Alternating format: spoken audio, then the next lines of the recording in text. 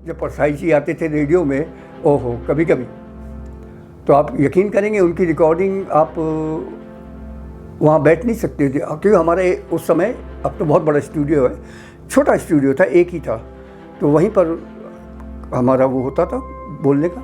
सामने एक टेबल पर बैठाते थे उनको, फेडर दिया, बोलो। उनकी ऐसी बात, वो व्यंग वाले आदमी को उसे क्या बोल जाए, एकदम हंसी आ जाती थी। तो हमको बाहर जाके खड़ा होना पड़ता था, इशारा करना पड़ता था, शुरू करो।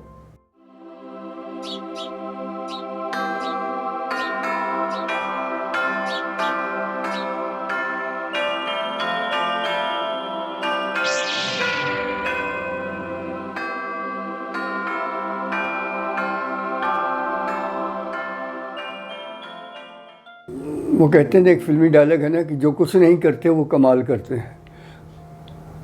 और कमाल क्या, कुछ भी नहीं करते हैं, बैठे रहते हैं दिन भर। अब ज़िंदगी क्या रह गई, सुबह उठो, नहाओ धो, पूजा करो, नाश्ता करो, लेट जाओ, दिन में खाना खाओ, लेट जाओ, रात का खाना खाओ, लेट जाओ। ना कहीं जा सकते हो, ना कहीं आ सकते हो, ना किसी को बुला सकते हो, ना कोई तुम्हें बुलाएगा। इतनी बंदिशें हो गई हैं। और इससे क्या हुआ कि बिल्कुल ऐसा लगता है कि जैसे एक निर्जीव व्यक्ति की तरह जी रहे हैं, ज़बरदस्ती। जीने का कोई मकसद नहीं है, कोई उद्देश्य नहीं है, बस सिर्फ बैठे हैं, जी रहे हैं और कुछ नहीं है। वो ज़माना, वो समय भुलाए नहीं भूलता। 66 में मेरा रेगुलर ये मैं भर्ती हुआ रेडियो में। और जबलपुर अपने आप में आप जानते हैं संस्कार धानी है, विनोबा भावे जी ने कहा, जहाँ परसाई जैसे लोगों के ऐसे विद्वानों के रोज दर्शन होते थे। उस समय ओशो जी भी आपके, ओशो नहीं थे, आचार्य रजनीश थे हमारे, रॉबर्टसन कॉलेज में प्रोफेसर हुआ करते थे। और कहते नहीं है, सच्चाई है कि जबलपुर की कि किस तरह का कलाकार आपको चाहिए। गायक, वादक, नृत्य में हर तरह के कलाकार उस शहर में पाए जाते हैं। एक कहावत है कि गुरंदी बाज़ार में खड़े होकर दोनों मुट्ठी में कंकर उठा लो और ऊपर उछाल दो, वो बिना किसी को लगे गिरेगा नहीं, और जिसको लगेगा वो कलाकार ही होगा, वो व्यर्थ नहीं होगा। हर तरह के कलाकार, चाहे किस तरह का इंस्ट्रूमेंट, चाहे वेस्टर्न हो, ईस्टर्न हो, किसी तरह का गायकी में, क्लासिकल, ये वो, ऐसे लोग। अजय पोहनकर, वो तो खैर मेरे साथ ही पढ़ता था सेंट लाइसिस कॉलेज में, इतना बड़ा शास्त्रीय संगीत का गायक है। अब ये देखिए, वो समय एक अद्भुत समय था। और मैं तो कहता हूँ रेडियो ने जो कुछ दिया है, ये सब कुछ जो कुछ मेरे पास है, वो सब रेडियो की देन है। वहाँ से जब मैं 72 में ट्रांसफ़र हुआ मेरा शिमला में, तो शिमला वही बात थी कि मेरा शौक़ जो था पूरा ड्रामे का था, और ड्रामे के कारण ही मेरा सिलेक्शन रेडियो में हुआ था। उस समय ऐसे सिलेक्शन नहीं होते थे, अगर आपके प्रोनाउंसिएशन में एक कमी है तो आप आउट। तो ड्रामा करते, ड्रामे के कारण प्रोनाउंसिएशन सही थे, उच्चारण सही थे, और ड्रामे के कारण एक्सप्रेशन, बोलने का ढंग, किस शब्द को कैसे बोलना है। शब्द एक ही होता है, लेकिन वो कहाँ कैसे यूज़ किया गया है। अब मान लो अच्छा, अच्छा, अच्छा, अच्छा, तो ये देखना होता था कि आप उसके क्या बोल रहे हैं, उसको आपने पढ़ा, आप उसको पढ़िए, पढ़ के फिर बोलिए, उसकी सही अभिव्यक्ति करिए। ये हम लोग को सिखाया गया था।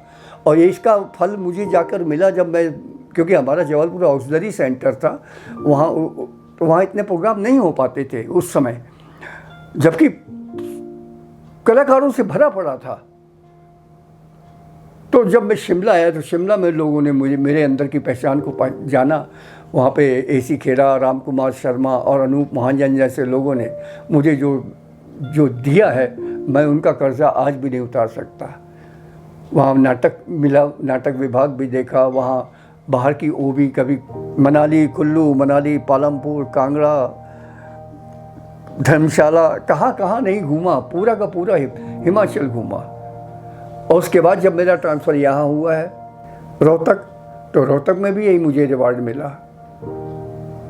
अनाउंसमेंट के अलावा मुझे दूसरे काम भी दिए गए, नाटक करना, फीचर बनाना, और ओवी मतलब आउट ब्रॉडकास्ट रिकॉर्डिंग करना।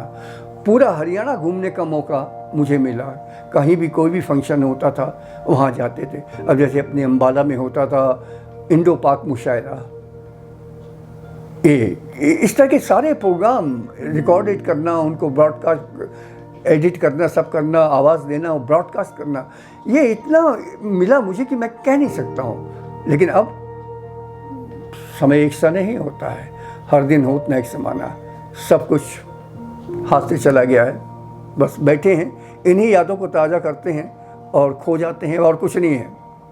जब मन में उदासी आती है तो पुराने बस पहुंच जाता हूं, कभी शिमला, कभी जबलपुर, कैसे क्या किया, कहाँ थे, कैसे कैसे परसाई जी के, जब परसाई जी आते थे रेडियो में, ओहो, कभी कभी तो आप यकीन करेंगे उनकी रिकॉर्डिंग आप वहाँ बैठ नहीं सकते थे, क्योंकि हमारे उस समय, अब तो बहुत बड़ा स्टूडियो है, छोटा स्टूडियो था, एक ही था, तो वहीं पर हमारा वो होता था बोलने का। सामने एक टेबल पर बैठाते थे उनको, फेडर दिया, बोलो। उनकी ऐसी बात, वो व्यंग वाले आदमी कुछ क्या बोल जाए, एकदम हंसी आ जाती थी, तो हमको बाहर जाके खड़ा होना पड़ता था, इशारा करना पड़ता था, शुरू करो। और जब ओशो जी, मेरा मतलब उस समय तो रजनीश, वो आते थे तो उनके लिए पूरा वॉल्यूम खोलना पड़ता था। वो इतना धीमा बोलते थे कि वॉल्यूम खोल के बाहर का टेप का भी वॉल्यूम खोलना पड़ता था कि चलो रिकॉर्डिंग हो जाए। तो ऐसा होता, बहुत समय देखा है।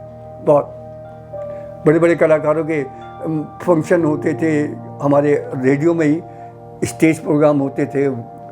ऐसे ऐसे कलाकार हैं हमारे यहाँ कि मैं नाम नहीं गिना पाऊँगा उन लोगों के, जाने माने बहुत बड़े बड़े कलाकार, उनके प्रोग्राम होते थे, लाइव प्रोग्राम होते थे स्टेज पर। रेडियो स्टेशन ले जाने के लिए, वो जबलपुर में पाटन रोड पे था, तो रोज़ गाड़ी आती थी लेने भी और छोड़ने भी।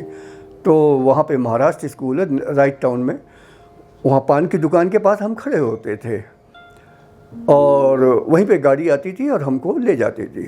तो तकरीबन कई बार, महीने में कई बार परसाई जी वहाँ पान खाते मिल जाते थे।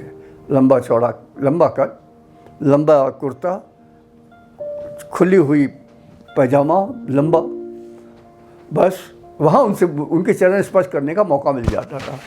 और जब तक गाड़ी नहीं आती तो कुछ ना कुछ उनकी बातें हम तो नहीं कर पाते थे, उनकी हमारी हिम्मत नहीं थी, लेकिन उनके जान पहचान का कोई गुजरता तो, जैसे कोई गुजर रहा है वकील, अरे ओ वकील साहब आ जाओ, पान पनैया की हो जाए।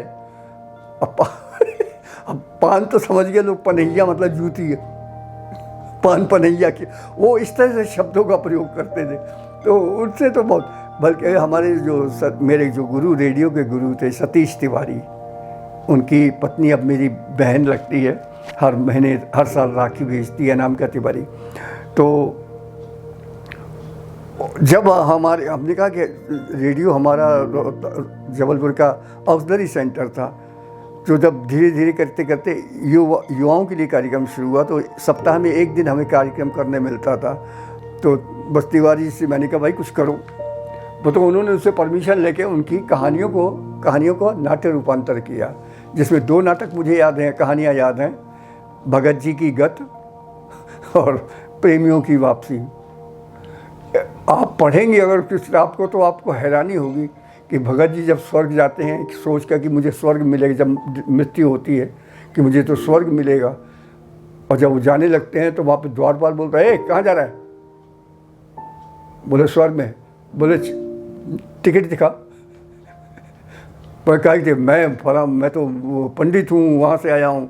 बोले टिकट ले गया पहले, फिर देखे नरक की है कि फिर स्वर्ग की। तो उनके तो डायलॉग फिर ऐसे ही होते थे ना, तो अब मैं पूरी कहानी नहीं सुना सकता। ऐसे ही भगत जी की गत, भगत जी, ये तो भगत जी की हो गई।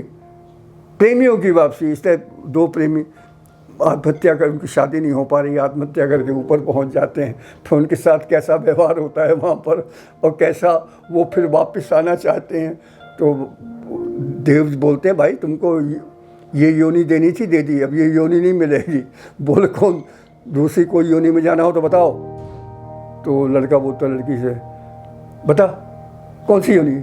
लड़की बोलती तू बता। बोले नहीं तू। तो महाराज बोलते होता शांत शांत, समझ गया, जाओ, मैं तुम्हें श्वान योनि में भेज रहा हूँ जहाँ प्रेम पर कोई प्रतिबंध नहीं।